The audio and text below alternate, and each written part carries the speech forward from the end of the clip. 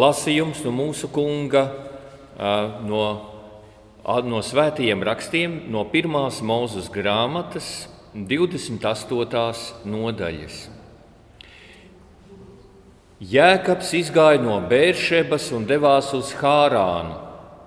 Viņš tojās kādai vietai un palika tur pa nakti, jo norietēja saule.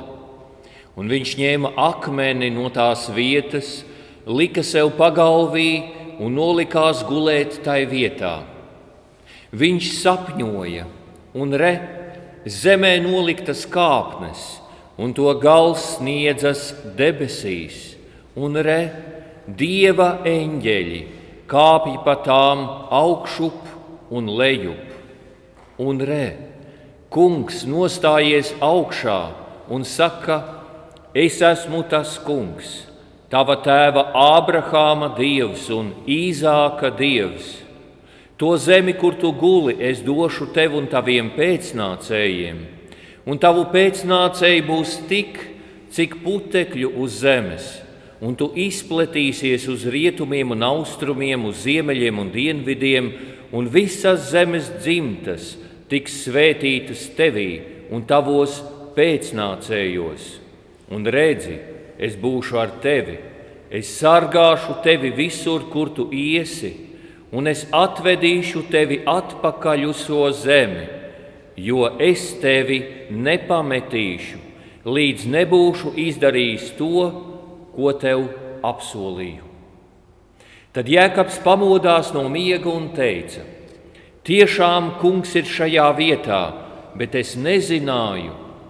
Un viņš bijās un teica: Cik baisa šī vieta, kas cits, ja ne Dieva nams, un šie ir debesu vārti.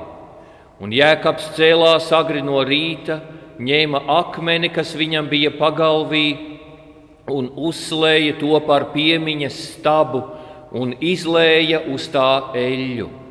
Šo vietu viņš nosauca vārdā Bētele. Un Jēkabs zvērēja sacīdams: Ja Kungs Dievs būs ar mani un sargās mani šajā ceļā, ko es eju, un dos man maizi, ko ēst, un drānas, ko vilkt, un es sveikā atgriezīšos savā tēva namā, tad tas Kungs būs man par Dievu. Un šis akmens, ko es uzslēju par piemiņas stabu, būs Dieva nams. Tas ir tā Kunga vārds. Pateicība Dievam. Kungs, mēs Tev pateicamies par Tavu vārdu. Mēs pateicamies, ka Tu esi ar mums arī šī gada, aizvadītā gada laikā, un ka Tu mūs neatstāji, ka mēs varam Tev ticēt, Tev sekot un pie Tevis turēties. Dāvā mums, Kungs, Tava gara skaidrību, ka mēs arī šajā vakarā Tavu vārdu dzirdam, caur Tavu mīļo dēlu Jēzu Kristu, mūsu Kungu. Āmen. Sēdieties, mīļie draugi. Mēs esam pēdējā 2025. gada vakarā, un pavisam neilgs jau palicis laiks, kurā, varētu teikt, ir tas maģiskais pagrieziens, ko cilvēki parasti tā īpaši izjūt, kad viens gads noslēdzas un cits gads sākās, un šis pagrieziena brīdis liekas vienmēr visai tāds īpašs un zīmīgs. Varētu teikt tā, vecais laiks noslēdzas, tāpēc tiek runāts par vecgadu. Gribās to latviešu valodu drusku tā izgaršot, vecais gads un jaunais gads, vecais laiks un jaunais laiks. Un tieši par to tā domājot, man ienāca prātā, kā jūs domājat, kas? Raiņa dzejolis. Jūs zinat to Raiņa dzejoli, no kā tika arī partija veidot savā laikā, vai ne? Un tur tas dzejolis saucās Vētras seja. Un Rainis raksta: Tas jaunais laiks, kas šaukās trīs, tas nenāks, ja ļaudis to nevedīs. Ikvienam ir rokas jāpieliek, lai lielais darbs uz priekšu tiek. Ik viens, lai uguni kurina, kas visu pasauli sasilda, lai palīdz katrs to namu celt, kur vien tik cilvēces laime var zelt, kur katrs ir iecelts saulītē ar visiem kopīgā gavilē, bet jaunais laiks, kas šalkās trīs, tas nenāks, ja ļaudis to nevedīs. Pavisam varētu teikt, cits gars tajā ieskanās. Un to man gribās teikt arī kā teologam. Bet jāsaka tā, ka tas ir kaut kas tāds īpašs, ja mēs domājam vecgada vakarā par šo dzejoli vai par to jēgu, par jaunu laiku, par to, cik svarīgi ir, ka mēs nevis esam pasīvi savas dzīves vērotāji, bet esam savā dzīvē aktīvajā pusē. Un bieži vien arī, ka jūs esat ieklausījušies intervijās, tagad, televīzijā un radio un vēl kaut kur, tur cilvēki daudz runā par to, cik svarīgi ir ieklausīties sevi, cik svarīgi ir mīlēt pašam sevi, cik svarīgi ir būt pret sevi godīgam un tā tālāk. Var sakot, bet centrā tur ir es. Un tad tas man bišķi atgādina vienu pasaku par vienu puķīti, kurš tikai teica es un man un sev. Un tad tas ir tāds diezgan liels egocentrisks, tāda ļoti egocentriska pozīcija. Un jāsaka, tāpēc es saku, tas ir pavisam cits gars. Tas nav tas gars, kas ir baznīcā. Tas ir gars, kas ir tur laukā no baznīcas. Jo baznīcā tur nav centrā es, man un sev. Bet baznīcā centrā ir Kristus, Dievs, sekošana viņam, baušļi un šīs kāpnes uz debesīm. Šīs kāpnes uz debesīm, par kurām eņģeļi kāpj un nes mūsu lūgšanas, vai arī, kā tas ir, piemēram, austrumu tradīcijā, tas ir askētikas kāpnes, kur tu kāp sākot ar to apziņu, kad es Dieva priekšā esmu grēcinieks un man vajadzīga Dieva žēlastība, un Dievs mani pieceļ un dod man spēku celties un dod spēku izdarīt labu. Un tas ir tik būtiski patiesībā izkāpt laukā no šī es, sev un kā teikt, ap to centrismu. Bet tomēr daudz, kas arī tas ir labs tajā, ko cilvēki saka savā, varētu teikt, sekulārajā izjūtā, proti ir labi, ka tu esi godīgs pret sevi. Jo ar to bieži vien sākās, ka tu ieskaties spogulī un redzi to savu seju. Un nevis redzi viņu skaistāku vai tieši otrādi varbūt neglītāku, bet ka tu redzi apmēram tādu, kāds tu esi. Tā realitātes izjūta, īpaši garīgās realitātes izjūta, tā ir esenciāli būtiska arī garīgajā tavā dvēseles ceļā, ka tu apzinies, kas tu esi. Tu esi Dieva radīts. Tu esi Dieva mīlēts, tu esi grēcīgs, bet Dievs tevi mīl un tāpēc viņa dēls ir dzimis šajā pasaulē, lai tu varētu atkal būt ar Dievu, lai tu atkal varētu tikt iecelts saulītē. Un kā Rainis šeit raksta, kas visu pasauli sasilda, un šeit viņš tā kā runā par to, ka tiem cilvēkiem tā roka jāpieliek, bet šo garīgo Dieva namu uzceļ tiešām tas kungs, viņš ir tas fundaments, viņš ir tas stūrakmens, uz kā viss turās un kas satur šo ēku, bet mēs esam daļa no tā. Ļoti svarīgi, kad mēs arī domājam par savu dzīves ceļu, tad mēs esam daļa no tā, ko Dievs ceļ. Un Dievs ceļ mūsu dzīvi, un Dievs no mums ceļ šo neredzamo, balto, skaisto baznīcu, Dieva templi, kas stāv pasaules centrā un no kā pasaule vispār vēl joprojām smeļas dzīvību. Un kamēr vien būs viņa ļaudis, tamēr tā ir gaismas vieta un tā ir glābšanas iespēja katram cilvēkam. Un tas ir tik ļoti svarīgi un būtiski.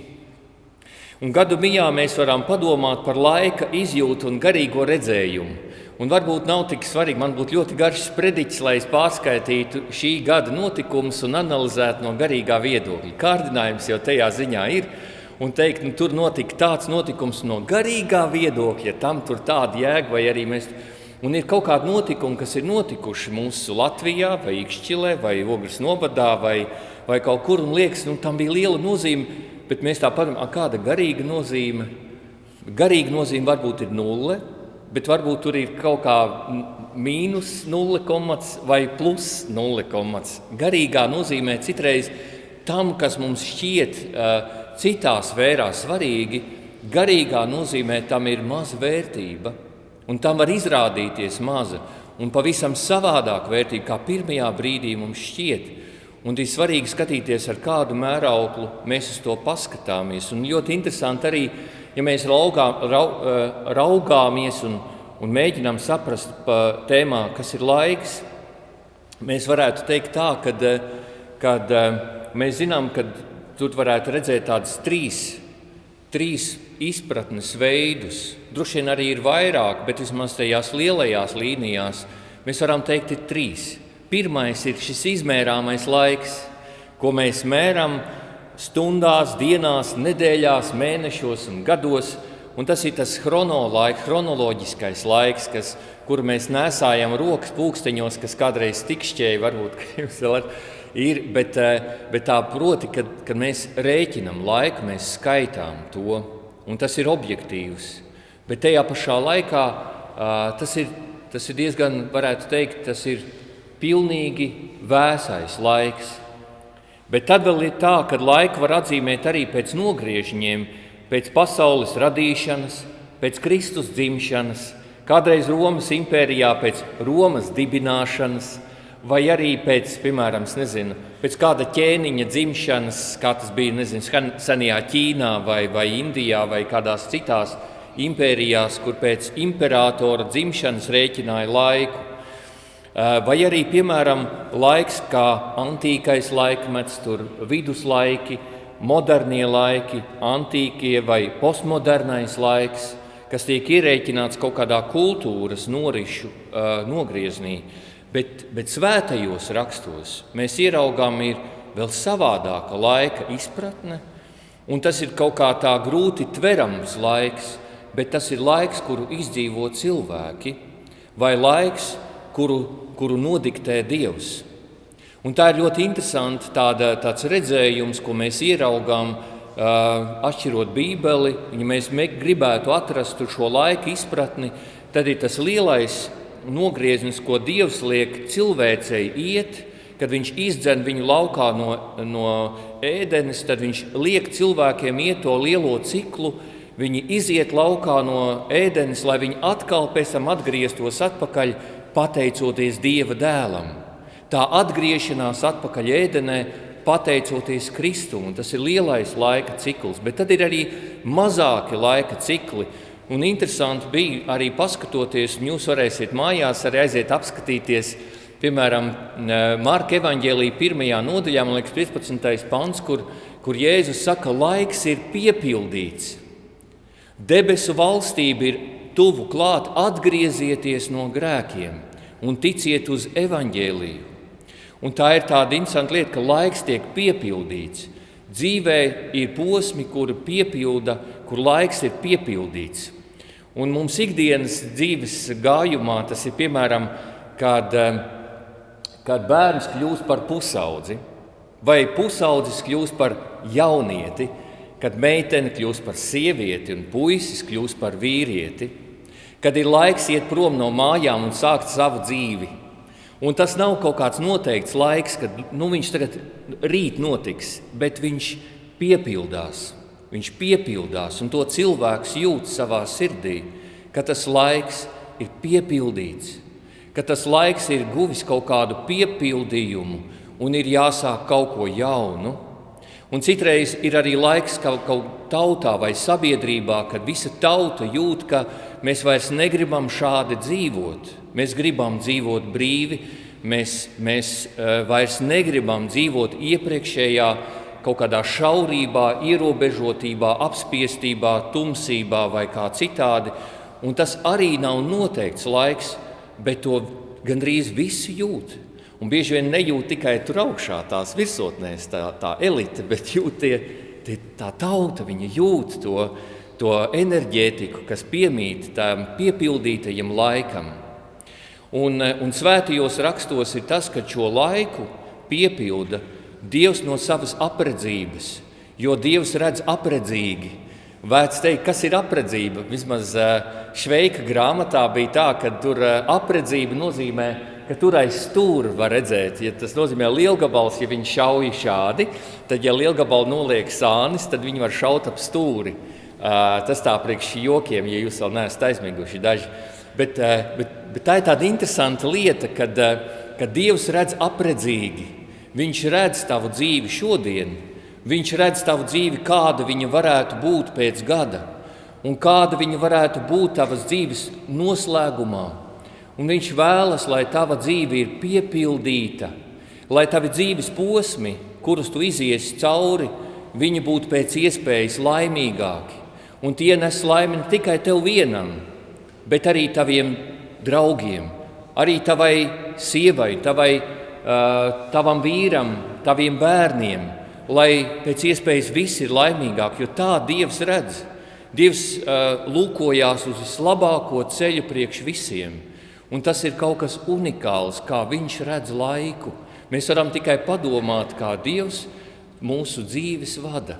Brīnišķīgi, žēlastības pilni, pēc iespējas labāk priekš visiem mums. Un viņa žēlastība tiešām paliek un piepildās. Un varētu teikt, mēs varam teikt sevi laimīgi kā tautu, kuri vēl tagad esam, kuri varam brūt savā valstī un pateikties par to, ka mēs varam dzīvot un mums nav, kā saka, mums ir mierīgas debesis. Un tas ir pirmais, ko mēs varam pateikt, lūkojoties uz šo laiku. Un ir interesanti, kāpēc es izvēlējos arī šo rakstu vietu, kas tā kā nesaskan ar to, ko vajadzētu nolasīt šajā vakarā, ir tas, kad Jēkabs piedzīvoja savas dzīves kritiskāko punktu.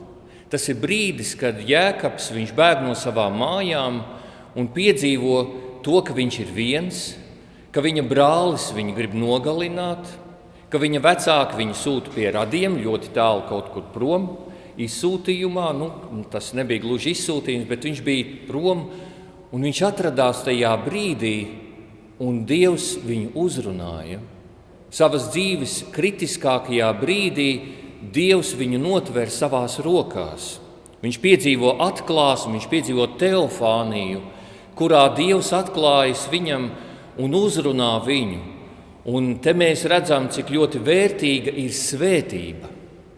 Un to Jēkabs bija ar viltu izvīlis no sava vecākā brāļa, ar lēcu viru. Tur tas stāsts ir, varbūt nestāstīšu laika dēļ, bet tā doma tāda, ka šī svētība ir tik būtiska, kad Jēkabam tā bija būtiska, bet Dievs arī viņu novērtē kā ļoti svarīgu. Un šī svētība ir tā, kas uztur Jēkabu. Jo mēs kaut kā cilvēciski domājam, ka no mūsu kaut kādas dispozīcijas, no mūsu spējas aptvert, ticēt, apjēgt vai racionāli izdomāt kaut kā, tā Dieva žēlastība būs, bet šeit rakstu vietā vienkārši parāda, ka tā ir Dieva svētība, kur ir spēkā, un Dievs to apstiprina, ka tā svētība ir īsta, un pateicoties tai svētībai, viņš savu dzīvi nodzīvos, un Dievs ar viņu būs vienmēr. Un Jēkabs no savas puses tur runā diezgan lielas aplamības, ka ja tu mani pasargāsi, tu būsi mans Dievs, pilnīgi ar kājām gaisā. Un varētu teikt, tur būtu savādāk, Dievs, tu esi mans Dievs, un tu mani pasargāsi. Tas būtu kaut kāds loģiskāks teksts, bet te viņš vēl ir Jēkabs, kas ir patiesībā savā sirdī viņam vēl jāiziet cauri tai iniciācijai, tai pieredzei, ticības grūtībām, ļoti šauram, bīstamam ceļam, lai viņš kļūtu par Dieva vīru. Un tas ir bieži vien varbūt mums vēl priekšā ir daudziem šis iziešanas ceļš cauri. Un Jēkabam tas vēl būs. Bet svarīgi ir tas, ka tā svētība no Dieva būs spēkā visu viņa dzīvi. Un tur būtu tas jautājums, kur manā dzīvē ir svētība no Dieva, kur es esmu tas Jēkabs, kas nes svētību. Un Jēkabs, kurš varbūt mēs neesam perfekti, mēs esam grēcīgi, un mums trūkst tās dievišķās žēlastības, bet nav tā, ka mēs esam bez svētības. Mēs visi jau esam kristīti, varbūt daži no jums nav kristīti, bet tā jau ir pati lielākā svētība, kāda vien ir. Mēs esam kā Jēkabs ik viens. Un Dievs ir ar mums, mēs esam Dieva bērni, mēs esam kristīti ļaudis, mēs esam piedzimuši no augšienes, Tā ir Dieva žēlastība, kas objektīvi ir ar mums klātesoša, un mēs citreiz mēs vērtējam pa zemu to svētību, kas mums ir dāvāta, kā Dieva neizsīkstošs avots, kā aka, no kuras mēs varam smelties, spēju ticēt, cerēt un mīlēt. Un ja mēs esam iesvētīti, mums ir nākamā svētība. Ja mēs esam laulāti, tad mums ir nākamā svētība. Ja mēs esam iesvētīti vēl kādā amatā, baznīcā, mums ir vēl svētība. Mēs esam svētīti no visām pusēm, un tā ir Dieva žēlastība, kurā mēs staigājam, un mēs varam saņemt vēl. Un katru dievkalpojumu mēs saņemam svētību, kad ejam pie altāra, pie vakarēdiena, un noslēgumā mums mācītājs svēta ar Ārona svētību, kas ir vēl no Mūzes laikiem, kas ir dāvāta, lai visa Dieva tauta tiktu svētīta. Un tā jūs varat iedomāties, cik daudz svētības mums ir. Un tad vēl ir svētība, kuru mēs varbūt kā tauta, kas izdzīvojām padomju laiku, esam piemirsuši, proti, ka vecāki var svētīt savus bērnus. Tā kā to svētīja Ābrahāms, tā kā to svētīja Īzāks un Jēkabs, mēs varam svētīt savus bērnus, lai viņi ir svētīti kā cilvēki, lai viņu dzīve nes šo piepildījumu un svētību, tēva svētību saviem bērniem. Tam ir liela žēlastība un liels spēks, ko mēs varbūt cilvēki savā tādā, mēs dzīvojam ļoti racionālā laikā. Mēs varbūt neticam svētības spēkam, bet tam ir liela žēlastība, kas mums tiek dāvāta. Mēs esam svētīti cilvēki. Un kā svētīti mēs varam arī daudz drošāk justies, mēs staigājam svētībā. Un tam ir liels tiešām žēlastības spēks, jo tas ir no Dieva. Jo Dieva vārds paliek mūžīgi, to mēs lasām svētajos rakstos. Debesis un zeme zudīs, bet mani vārdi nezudīs, saka mūsu pestītājs un glābējs. Un tāpēc noslēgumā es gribēju pateikt, ka mēs raudzīsimies tad jaunajā gadā caur šo prizmu ar ticību un ar cerībām. Mēs patiešām vēl dzīvojam Dieva žēlastības laikā. Jā, mēs lūgsim par to, lai Dievs dāvā mums mierīgas debesis, lai Dievs dāvā taisnīgu mieru zemēs, kurās valda karš, lai miers iestājas, lai asins izliešana noslēdzās, lai ir iespējams atrast izlīgumu, kas paliek, un lai tas neizplatās kā vēzis pa visu pasauli, bet tajā pašā laikā mēs arī dzīvosim apziņā uz to, ka mēs dzīvojam laikā, kurā aust garīgā gaisma, kurā aizvien katra diena mūs tuvina Kristus otrai atnākšanai. Ar katru dienu mēs tuvojamies Kristus nākšanai. Un lai arī mēs nejūtamies tā, ka tagad tas tā ir, bet tas ir objektīvi, tam mēs ticam. Kristus ir aizvien tuvāk, viņa nākšana ir aizvien tuvāk. Un varbūt mēs būsim tā paudze, kas viņu sagaidīsim. Mēs varam raudzīties nākotnē ar šo uzvarētāja puses skatījumu, attieksmi.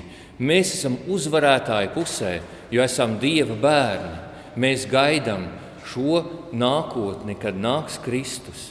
Un tā arī apstults Pāvils arī raksta, un mēs zinām, ka tiem, kas Dievu mīl un kas pēc viņa iepriekšējā nodoma ir aicināti, viss nāk par labu. Un arī rūgtās pieredzes, un arī sāpes un zaudējumi. Viss nāk par labu, jo mēs esam viņa ļaudis, mēs piederam viņam. Un Dievs savējos nekad neatstāja. Viņš aizejot debesīs teica, es esmu pie jums ikdienas līdz pat pasaules galam. Tas piepildās arī mūsdienās un mūsu dzīvēs. Viņš ir ar mums un mūs sarga un vada. Āmen.